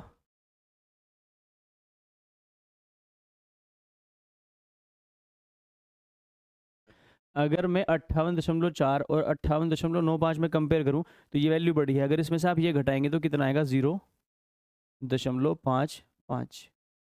अगर आप 62.8 में से इसको घटाएंगे, देखिए 62.8 में से आपको क्या घटाना है, 58.95।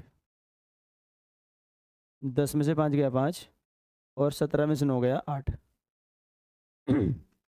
और 11 में से 8 गया 3, यानी 3.85। 3.85। तो ये रेशो किसका है, ये रेशो है नंबर ऑफ स्टूडेंट्स का। अगर मैं इसको कट करूँ तो ये कितना बनेगा, ये पूरा इसको काटेगा तो 7 पंजे 35, 7 पंजे 35 और 3 38, 7 बार। तो अगर ये 7 होगा ये कितना होगा 1 होगा। यानी अगर इधर एक स्टूडेंट है तो इधर 7 है, तो एक पॉइंट की वैल्यू कितनी है इधर 5। तो सिंपल मल्टीप्लाई किससे हो रही है 5 से, तो 7 पॉइंट की वैल्यू कितनी हो जाएगी मेरी 35। यानी स्टार्टिंग में मेरे पास कितने छात्र थे 35। तो आप बड़ी आसानी से क्वेश्चन का आंसर निकाल सकते हैं चाहे वो कितना भी कैलकुलेटिव हो। Next, the average marks of 50 students is 65। Later, it was found that the marks of one student were mistakenly written as 83 instead of 38. Then find the actual average marks. UPSC ने previous year में ऐसा question पूछा है जो मैंने आपको ऊपर अभी कराया था। सेम ऐसा ही सवाल है, इसको हम ट्राई करते हैं। देखिए, the average marks of 50 student is 65। 50 छात्रों के औसत अंक 65 है। बाद में ही पाया गया कि एक छात्र था, उसके मार्क्स होते 38 ये थे, और आपने लिख क्या दिया उसको 83। अगर 38 थे और आपने 83 लिख दिया तो अंतर कितने का है 45 मार्क्स का। यानी आपने उसके 45 नंबर बढ़ा दिए हैं, तो वो आपको काटने पड़ेंगे। देखिए एवरेज जो पहले 65 था, जब आप 45 घटाओगे तो एवरेज कम हो जाएगा। कितना कम होगा 45 का जो 45 है वो डिस्ट्रीब्यूट किस पर होगा 50 के 50 छात्र पर।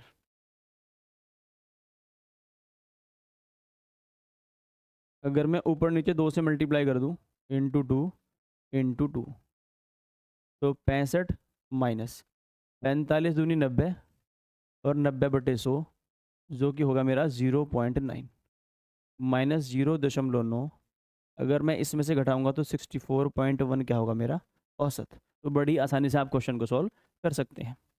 Next, the average marks of 30 student is 69। Later it was found that the mark of one student were, देखो सेम ही क्वेश्चन है, ये आपको ट्राई करोगे।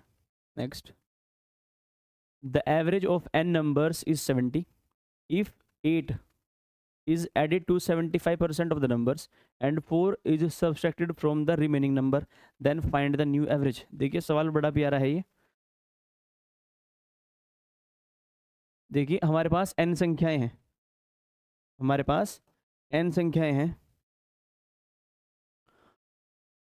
और n संख्याओं का एवरेज कितना है 70 है। जो 75% नंबर्स हैं, जो 75% नंबर्स हैं उनमें कितना जोड़ते हैं आप 8 जोड़ते हैं हर एक नंबर में, और जो बचे हुए नंबर हैं 25% उसमें से आप कितना घटाते हैं 4।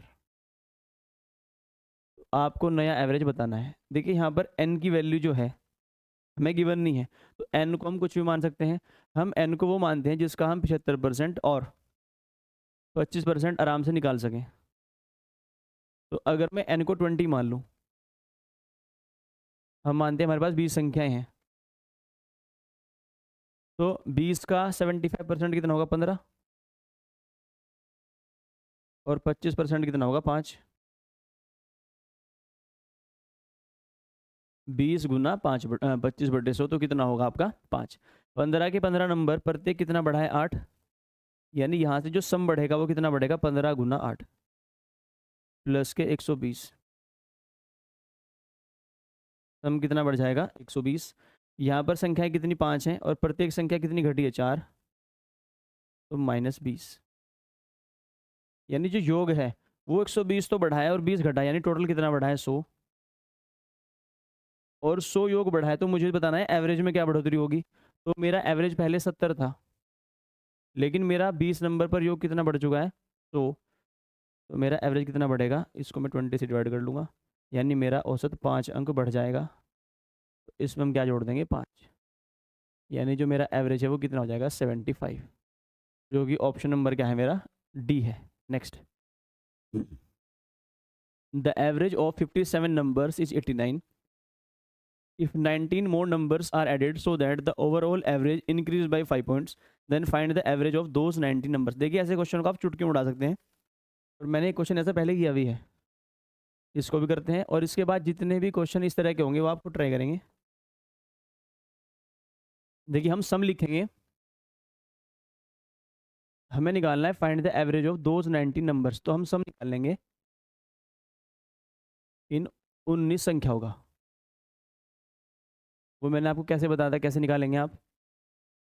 57 संख्याओं का एवरेज 89 है, आपने 19 संख्याएं जोड़ दी, जिससे आपका औसत 5 पॉइंट बढ़ गया। इसका मतलब ये है कि जो वो 19 संख्या है वो 89 से बड़ी है, यानी जो उनका एवरेज है वो 89 से क्या है, बड़ा है। प्लस फिर आप क्या लिखोगे, वर्तमान में कितनी संख्याएं हैं। पहले कितनी थी, 57, कितनी बढ़ गई, 19।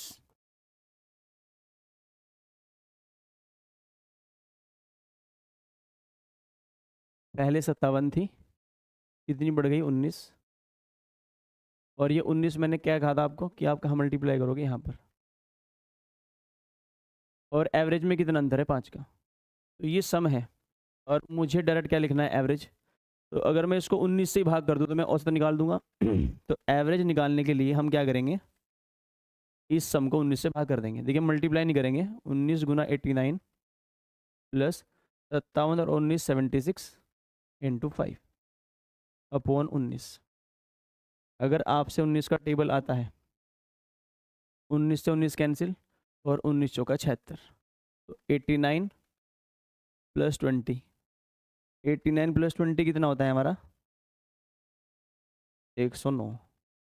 तो 109 क्या होगा मेरा इस सवाल का जवाब, यानी अगले जो 19 नंबर आपने जोड़े हैं उनका एवरेज कितना होगा, 109। Next, the average weight of a person, the average weight of a group of 8 persons increases by 2.5 kg when one person in the group is replaced by another person of 56 kg.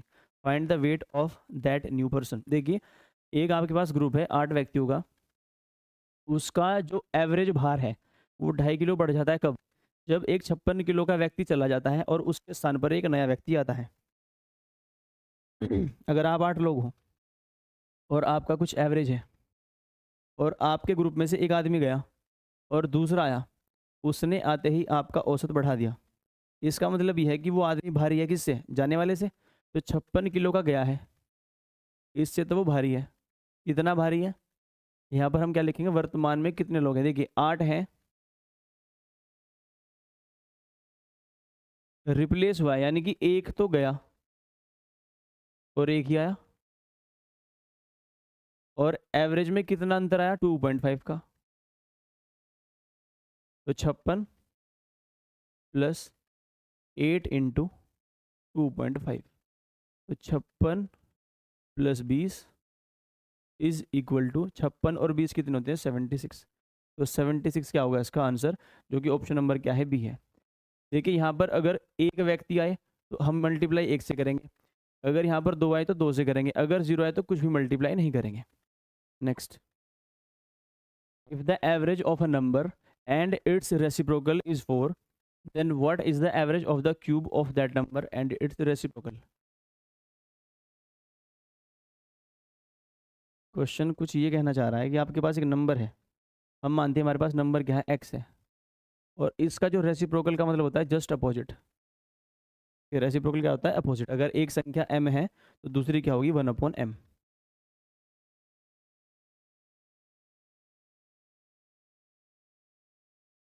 और इनका average कैसे लिखा जाएगा, ऐसे। और ये कितना है, 4। यानी मेरे पास x प्लस 1/x की वैल्यू कितनी है, 8 है। मुझे बताना क्या है, इसी संख्या के घन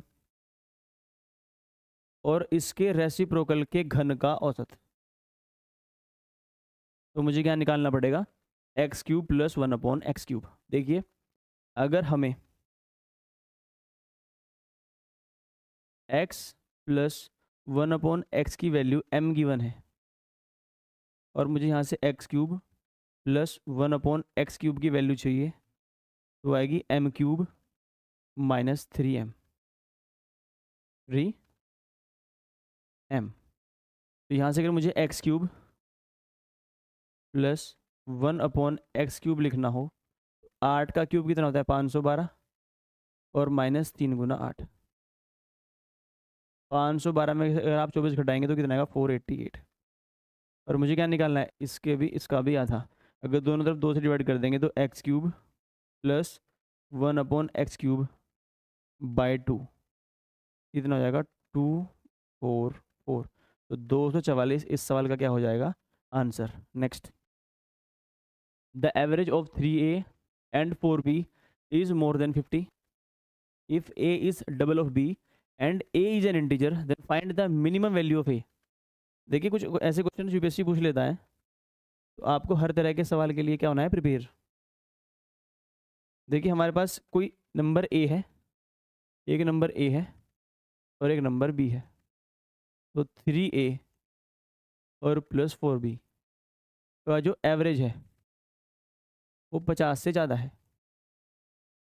तो यहाँ से 3a प्लस 4b किससे ज़्यादा होगा, 100 से। एक कंडीशन और गिवन है, इसने कहा जो a है वो डबल है b का, a बराबर 2b और मुझे a की वैल्यू चाहिए तो मैं b को गैप कर दूंगा, तो मैं लिख सकता हूँ twice of a is equal to 4b। तो 3a प्लस 2a की जो वैल्यू होगी वो मेरी 100 से बड़ी होगी, यानी 5a जो है मेरा वो 100 से बड़ा होना चाहिए। और इसने कहा है a एक पूर्णांक है, a क्या है, एक पूर्णांक है, तो के आसपास अगर आप a की वैल्यू 20 ले लो तो 20 पंजे 100, तो 100 तो 100 के बराबर है, उससे बड़ा कैसे हो जाएगा। लेकिन a की वैल्यू अगर आप क्या ले लो 21, तो 21 पंजे 105 और 105 मेरा 100 से बड़ा है। अगर मैं 22 ले लूँ तो 22 पंजे 110, तो वो भी मेरा 100 से बड़ा है, पर मुझे a का क्या चाहिए, न्यूनतम मान। तो 20 में ले नहीं सकता क्योंकि 20 पर दोनों क्या हो जाएंगे, इक्वल। तो a की जो मिनिमम वैल्यू होगी वो कितनी होगी, 21। Next, the average of 7 consecutive natural numbers is m if the next 3 numbers are added then find the new average. देखिए आपको एक कॉन्सेप्ट कराना है, उसके बाद ये इस तरह के सवाल आप बिना पेन और बिना पेपर के सॉल्व कर सकते हैं। देखिए नेचुरल नंबर्स कौन से होते हैं, जो 1 से स्टार्ट होंगे। अगर हमारे पास नेचुरल नंबर्स है, मान लेते हैं कि 4,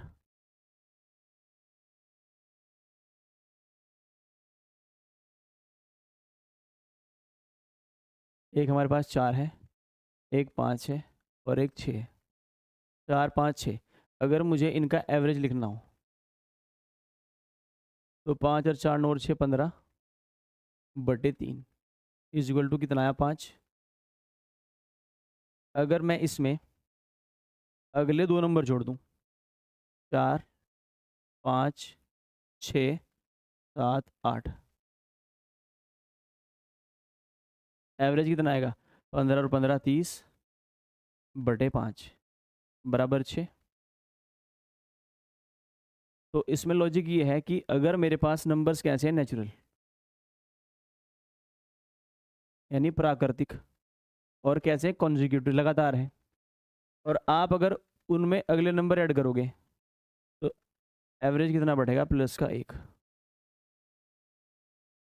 जैसे ही आपने 2 संख्या ऐड करी, एवरेज कितना बढ़ा है, 1। यानी जितनी भी संख्या आप ऐड करोगे उसको आपको 2 से डिवाइड करना पड़ेगा, तो इतना ही क्या आएगा आपका एवरेज में बढ़ोतरी। अगर मैं आपसे इस क्वेश्चन में देखूं, 7 कंजिक्यूटिव नेचुरल नंबर का एवरेज m है, कितना है, m है। आपने क्या किया,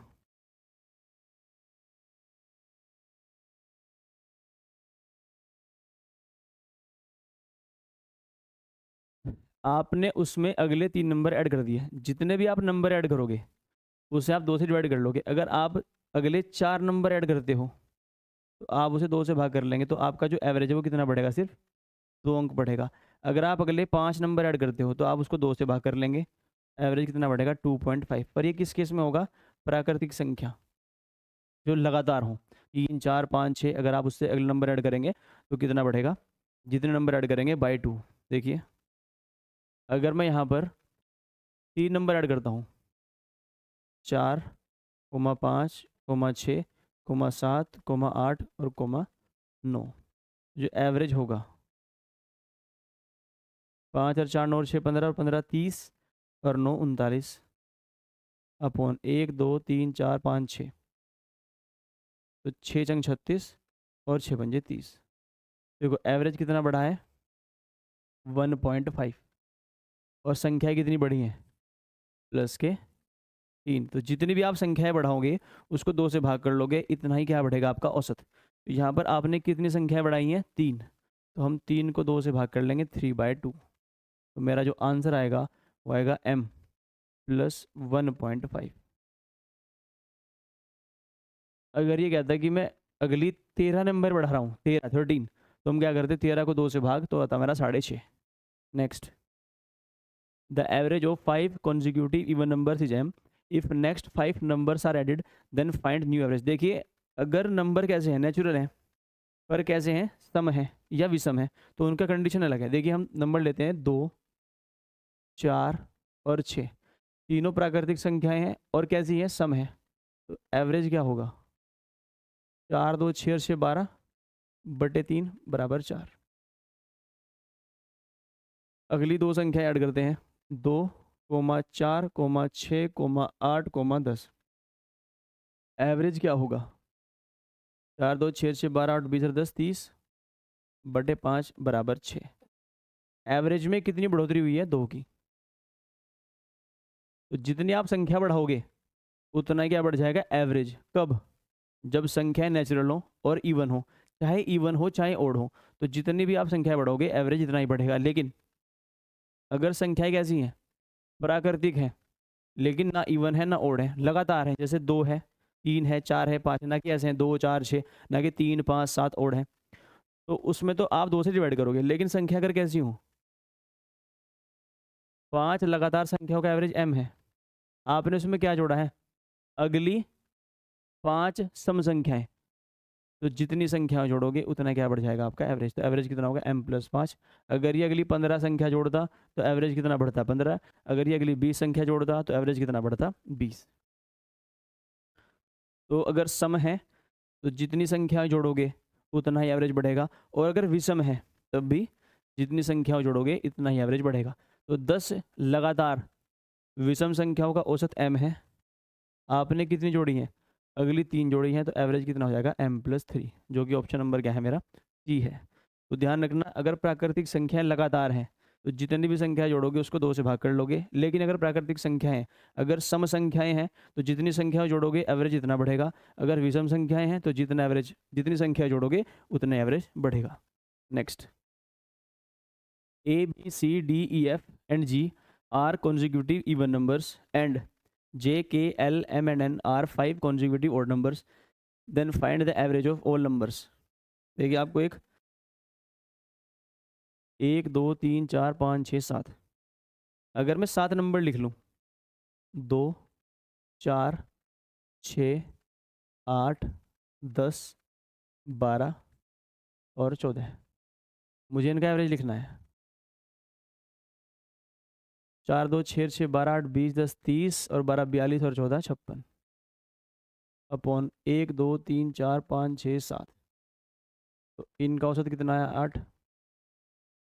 देखिए इसमें क्वेश्चन में लॉजिक क्या है, 1 2 3 4 5 6 7, अगर संख्याएं कैसी हैं, सम संख्याएं हैं, और संख्या कैसी है, नंबर्स में ऑर्डर है, कितनी है, 7, तो जो एवरेज होगा वो बिल्कुल बीच वाला नंबर होगा। A B C D E F G, तो ए बी सी, तो इनका एवरेज कितना होगा, डी। अगर मेरी संख्याएं कैसी हैं, जे के एल एम एन, जे के एल एम एन, 5 ओड संख्याएं हैं। अगर मुझे 5 ओड संख्या लिखनी है, 1 3 5 7 और 9, इनका एवरेज कितना होगा, 3 और 1 4, 5 और 4 9 और 7 16 और 9 25, और 25 को अगर 5 से भाग करेंगे तो कितना आएगा, 5। तो इनका एवरेज भी कहाँ होगा, बिल्कुल बीच में होगा। तो जे के एल एम एन, तो मिडिल नंबर कौन सा है, एल, तो इन 5 संख्याओं का एवरेज कितना होगा, एल। अगर सबको जोड़ दें तो एवरेज क्या होगा आपका, डी प्लस एल बाय 2, जो कि मेरा ऑप्शन नंबर क्या है, पहला ही है। Next, the average score of A B and C is 2 marks more than C। The average score of A and B is 48. If D is 10 marks less than C, then find the average score of C and D। Word problem है और बहुत simple है। देखिए इसने क्या कहा है कि ए बी और सी, ए प्लस बी प्लस सी का जो एवरेज है वो क्या है, वो 2 अधिक है सी से 2 अधिक है। तो यहाँ से ए प्लस बी और प्लस सी का जो सम आएगा वो कितना आएगा, प्राइस ऑफ सी और प्लस 6। फिर इसने क्या कहा है कि ए और बी का जो एवरेज है, ए प्लस बी का जो एवरेज है वो कितना है, 48 है। तो ए प्लस बी का जो सम आएगा वो कितना आएगा, 96। फिर इसने क्या कहा है कि जो डी है वो 10 कम है सी से, डी जो है सी से 10 कम है। हमें क्या बताना है, हमें बताना है सी और डी का औसत, यानी सी प्लस डी बाई 2। तो मुझे मेन है सी और डी चाहिए। देखिए ए और बी 96 है, सी तो मुझे यहाँ से मिल जाएगा, ए प्लस बी 96 है, 96 plus C is equal to thrice of C plus 6। अगर आप 96 में से 6 घटाएंगे तो 90 बचेगा, बराबर ट्वाइस ऑफ सी। तो सी की वैल्यू कितनी है, 45। तो सी कितना है मेरे पास, 45। डी कितना होगा, देखिए डी सी से भी 10 कम है, तो कितना हो जाएगा, 35। और सी प्लस डी बाई 2, 45 और 35 कितने होते हैं, 80। और 80/2 कितना होगा, 40। इस सवाल का आंसर कितना होगा, 40। Next, if the average of a non zero number, its square and it's cube is 127 times that number, find that number. देखिए हमारे पास एक गैर शून्य संख्या है, हम मान लेते हैं वो x है, इसका स्क्वायर होगा और इसका क्यूब होगा। इनका जो एवरेज है, देखो 3 संख्याएं बनेंगी, वो कितनी है, वो 127 गुना है किसके, उसी संख्या के, और संख्या मैंने कितनी मानी है, x। तो अगर मैं x कॉमन ले लूँ तो 1 plus x square upon 3 is equals to 127x। और x से x क्या होगा मेरा, कैंसिल। तो 1 प्लस एक्स स्क्वायर की वैल्यू कितनी हो जाएगी, 381। 187 कितने होते हैं, 381। तो एक्स स्क्वायर प्लस एक्स की वैल्यू कितनी होगी, 380। अगर यहाँ से हम x कॉमन लें, देखिए क्वाड्रेटिक बनेगी पर इसको हम अवॉइड करेंगे, किसी और तरीके से करेंगे। अगर x कॉमन ले लें आप, तो x plus 1 is equal to 380।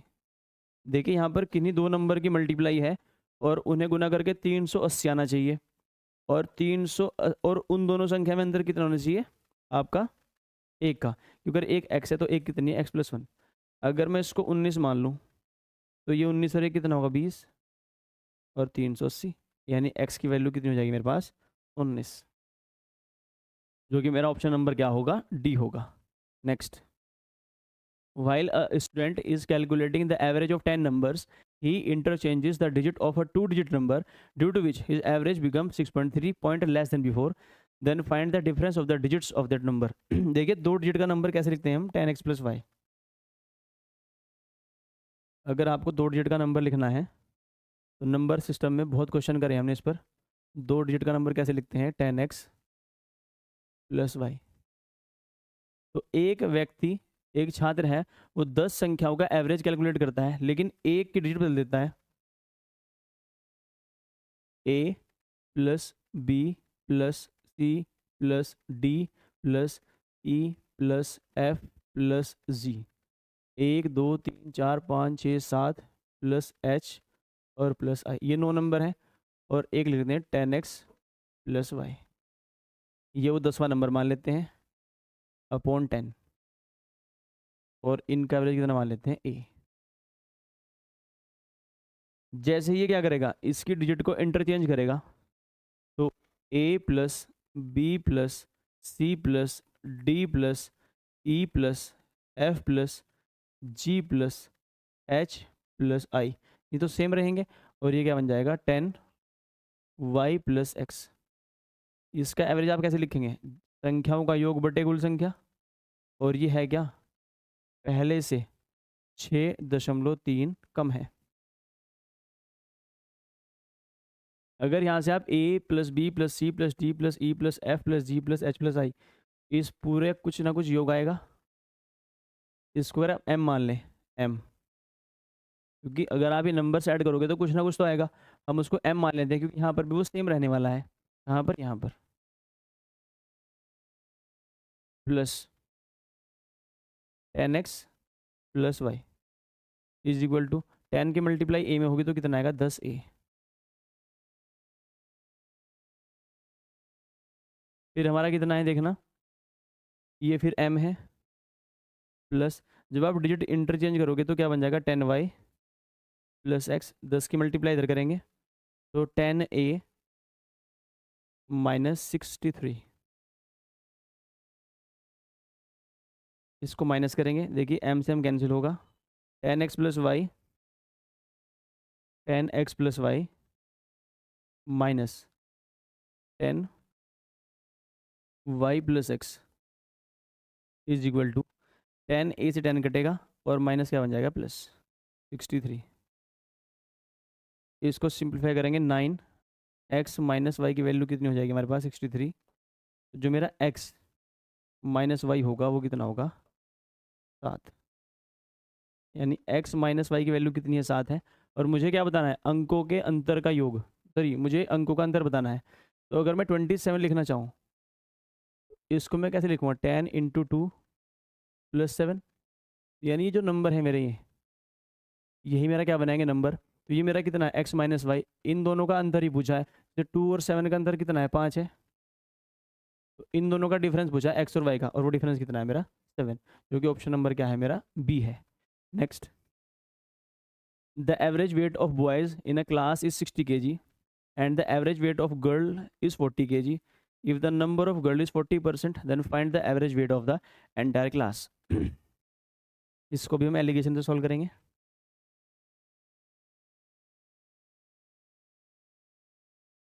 देखिए बॉयज और गर्ल्स, जो बॉयज का एवरेज वेट है वो कितना है 60 है,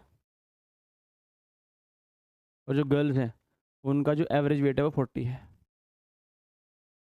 तो यहाँ पर जो आएगा वो आएगा ये एवरेज है, और यहाँ पर आएगा क्लास एवरेज,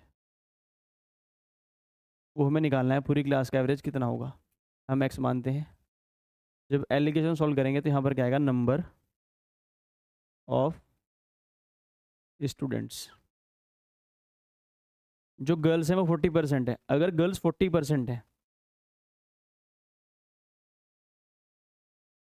अगर गर्ल्स 40% हैं तो बॉयज़ कितने होंगे 60% जो बचे होंगे। अगर 20 से कट करें तो ये बी, अगर ये 3 है तो ये कितने हैं 2 हैं, अगर ये 3 है तो ये कितने हैं 2 हैं। ठीक है, इसको सॉल्व कैसे करते हैं, आप 40 की मल्टीप्लाई 2 में करेंगे, 40 दूनी 80, 60 की मल्टीप्लाई 3 में करेंगे, 60 दिया 180 बराबर, इन दोनों का प्लस करेंगे 5 और मल्टीप्लाई किस में करेंगे एक्स में 5x। 5x की वैल्यू कितनी हो जाएगी 260, x की वैल्यू कितनी हो जाएगी 5 5 25 और 5 दूनी 10, यानी कक्षा का जो एवरेज है वो कितना हो जाएगा 52। नेक्स्ट, देखिए हम इसको एक तरीके से और कर सकते हैं, वो क्या है, अगर किसी को एलिगेशन क्लियर नहीं है, क्योंकि हम पहले जब रेशो एंड प्रोपोर्शन वाला चैप्टर पढ़ेंगे तो उसमें एक एलिगेशन नाम से कॉन्सेप्ट आएगा, वो डिटेल में वहाँ पर पढ़ना है। तो अगर आप ऐसे नहीं करना चाहते तो आप एक और तरीके से कर सकते हैं। देखिए हमारे पास जो गर्ल्स हैं 40% का मतलब होता है 2/5, मैंने परसेंटेज वाली क्लास में डिटेल में समझाया था। तो गर्ल्स अगर 2 हैं तो बॉयज़ कितने हो जाएंगे 3, क्योंकि टोटल तो कितने हैं 5 हैं। मुझे सम लिखना है गर्ल्स का,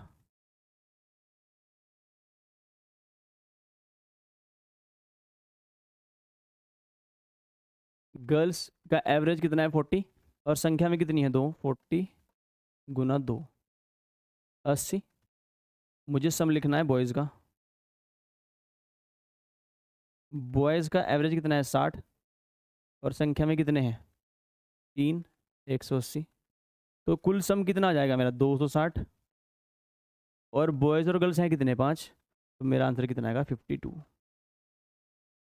जो कि ऑप्शन नंबर क्या होगा मेरा सी होगा। Next, the weight of 9 persons out of 22 person was measured. While measuring the average weight of each person, the average weight increases by 1 kg.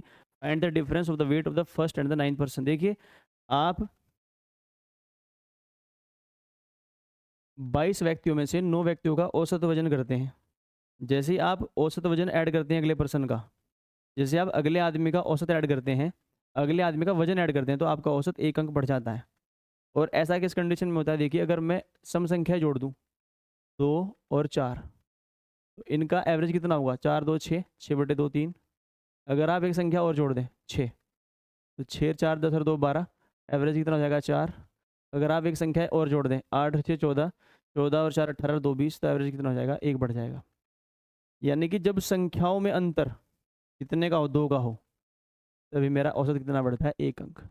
तो अगर पहले व्यक्ति का वेट x है, तो उससे अगले का कितना होगा x+2, उससे अगले का कितना होगा x+4, और जो मेरा 90वां पर्सन होगा उसका वेट कितना होगा x+16। तो मुझे निकालना है इन दोनों का अंतर, और x+16 और x का अंतर कितना होगा 16, जो कि मेरा ऑप्शन नंबर क्या है ए है। Next, student on her first 3 test received an average score of n points. UPSC 2011 में पूछा है, if she exceeds her previous average score by 20 points on her 4th test, then what is the average score for the 4th test। देखिए सवाल ये है कि एक लड़की है, छात्रा है, उसका 3 टेस्ट में जो स्कोर है एवरेज वो 3n है। अगर चौथे टेस्ट में वो एवरेज से 20 नंबर अधिक लेकर आती है, तो आपको उसके चारों के चारों टेस्ट का औसत निकालना है।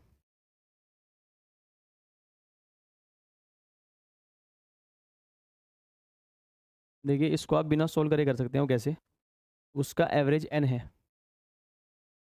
एवरेज कितना है उसका 3 टेस्ट का n है,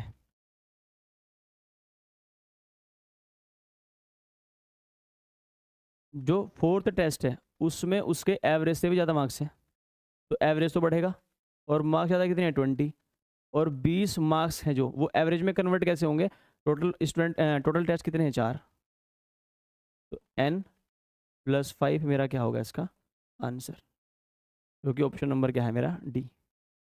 नेक्स्ट, और इसी के साथ हमारा एवरेज चैप्टर खत्म होता है, और जल्दी आपसे मिलते हैं नए चैप्टर के साथ। तब तक के लिए धन्यवाद।